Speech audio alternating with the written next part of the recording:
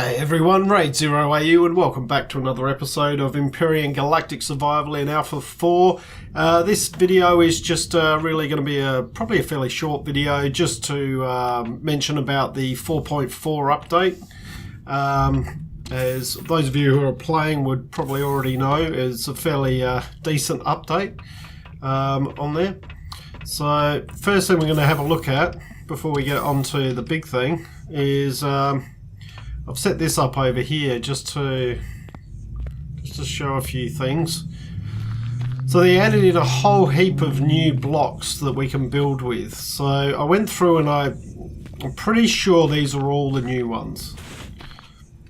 I might have missed the odd one, or I might have one in there that wasn't a new one, but so you can see here we've got all sorts of domes and cones and things like that in there.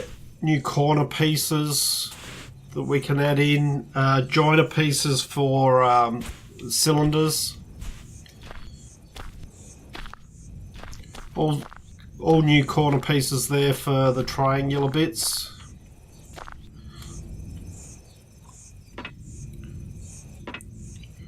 Some new ramp options as well. Looks like you can make a even more sloped ramp than what was available previously. So you see we've got all these items here. I've doubled them up here just so that we can maybe see them a bit better. Got these little thin pillars there. We did previously have a cylinder, but it was a full block size. This is like a half block size. And then we've got all sorts of joiners, curves, cylinder fence type thing. This is the top for it that we can place on there. Corners. And then there was some new decorative items put in. I'm pretty sure these were new ones. This one I wasn't 100% sure of. Bathroom vanity, but I'm pretty sure that wasn't in previously. The other thing is with some of these items, you can now access them and they have a bit of storage in them, which is handy. We've got a closet here. A nightstand. Both of these you can access. Bit of a desk there, table, bit of a modular system going on here. So should be able to join those up, I would imagine, and have it going around. Pretty cool. A couple of new tables, looks like that. A new shower, which is pretty cool. And then I put down, I wasn't sure about these ones, whether these were new or not, but it's a bit hard to tell sometimes. Or a bit hard to remember, I should say. So these are in the console items.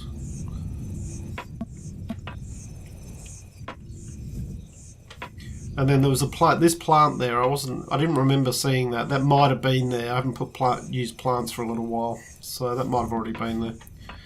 And then we've got scientific or lab decorations.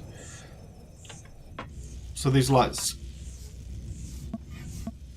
scanners. It's all right. That noise is my Prometheum thing over there. So these are all sorts of scanners we can put in.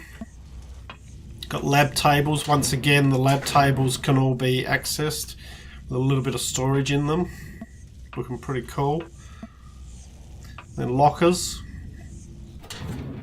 all accessible. Large locker.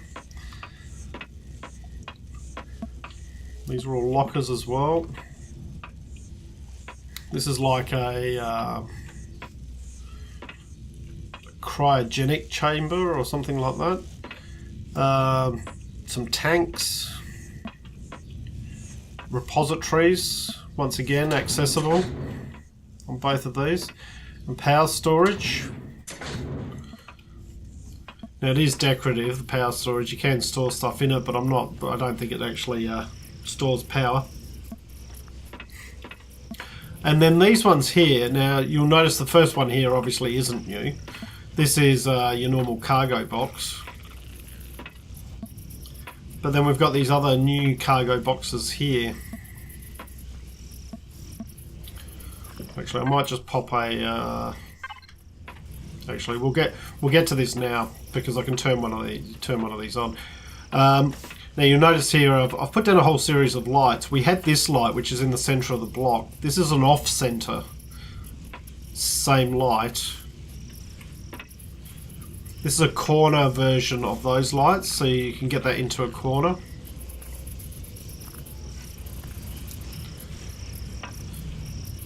That's a new type of light that we can use. This looks like the grow light, but it's actually a normal light. So we can now use those inside as normal lighting. That's another new light here. That's an old one, and that's an old one. This is a new one. We used to have, I mean basically we still have the work lights that we can use, but you can only place those on terrain. You couldn't place those on structures. So this one can now be placed on a structure. So if I activate that, there we go. I turned them all off because it was just way too bright with all of them on. So I might turn this little one on here. There we go. So you see these are the new cargo boxes that they've put in. All pretty cool. All have the same, like there's no difference in storage capacity. They all have the same storage capacity. But pretty cool. And the only other thing would be, I'll use normal window blocks. I reckon they put in some new window block shapes as well. Things like this. Once again, sometimes a little bit hard to tell, but you know, some of these blocks, not so many with those. But every addition is a good addition because that increases our options. Alright, so now what I'll do is I'll flick this one on. And I'll actually put intensity to 2 and maybe put range out to 20 meters. So that just gives us a bit more light out here.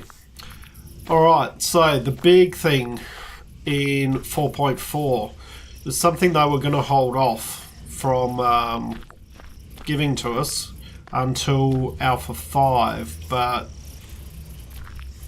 it's a pretty cool addition, so they thought they'd give it to us right now. And that is modular building. In the past, similar to what I've done over here, anytime we built anything, if you wanted it to be part of your base, you had to have it physically connected. Otherwise, you couldn't just simply place a block down.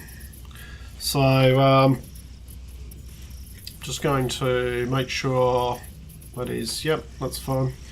So if I try to place a block down here, it's not going to let me do it. Point at your base, press N, yeah, and things.